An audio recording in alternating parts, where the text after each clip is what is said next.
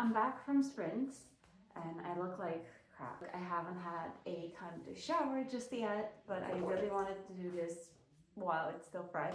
I noticed that my muscles are giving up a little bit on me. I wasn't recovering as much as I would like muscle-wise.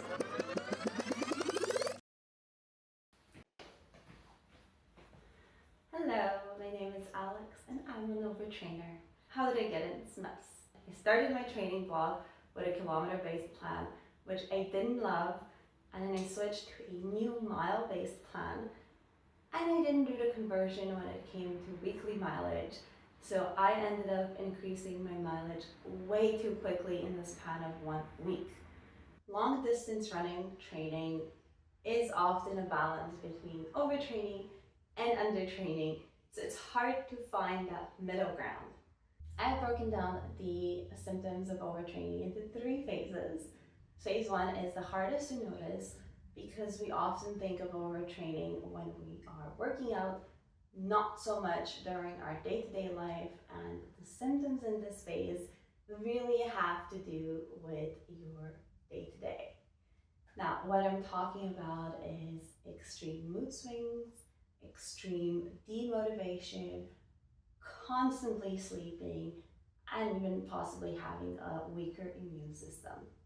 So those symptoms could very easily be missed if you're somebody that is generally a little bit sleepy, or maybe you didn't eat enough so you're cranky one day.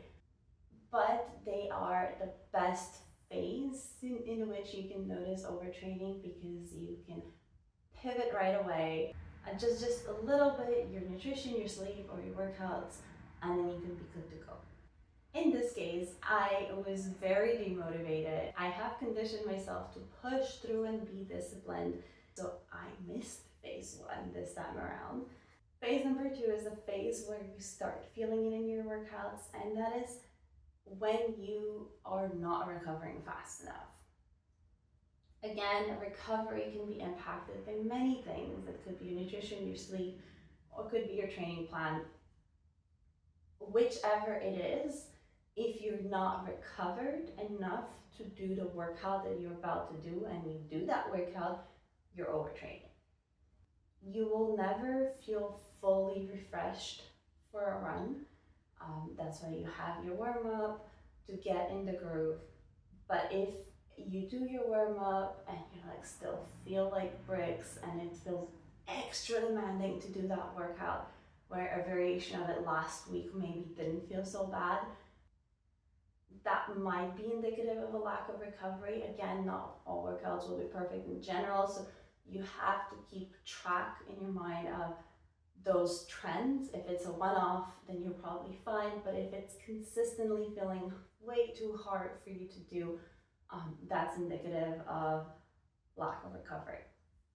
Phase 2 is where my spidey sense started tingling and I ignored it. Phase 3 is where you actually start feeling pain somewhere in your body. In my case, it was in my quads and in my calves. The plan that I shifted to had 6 days a week of running, and it had interval, tempo, and long run all within the same week.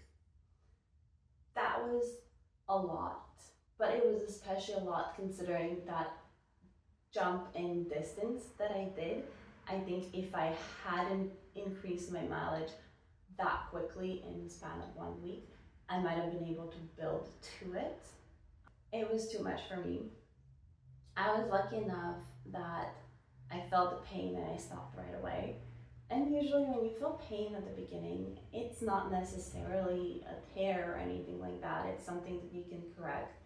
But if you feel the pain and you keep running on it, that's when the real huge damage starts, and when you might need to stop running for a while. I'm happy to say I caught my overtraining very early, phase 3. What I did to continue running is I dropped my mileage a little bit. I dropped the speed in which I was running, so my workouts were not as physically demanding, even though I was still doing some runs and I was going for it.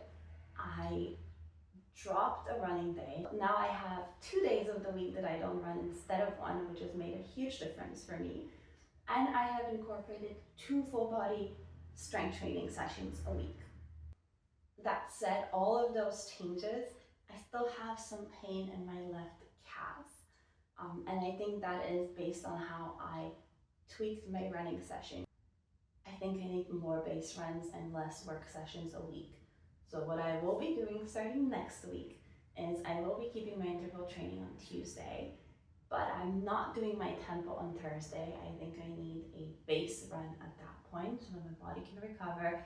And then Sunday, I will be alternating between a long run and a tempo run. So that way I'm getting more base runs in. My body has that extra time to recover and I don't get injured. I often have to remind myself that my half marathon isn't really my race of the year. It's actually my full coming in September. The half is just the warm up. So I want to make sure that I finish that training block injury free. Let me know if you try my approach and also share below if you have any other advice on how to avoid overtraining. Thank you for watching. Please leave a like. Don't forget to subscribe if you haven't already, and I'll see you next time.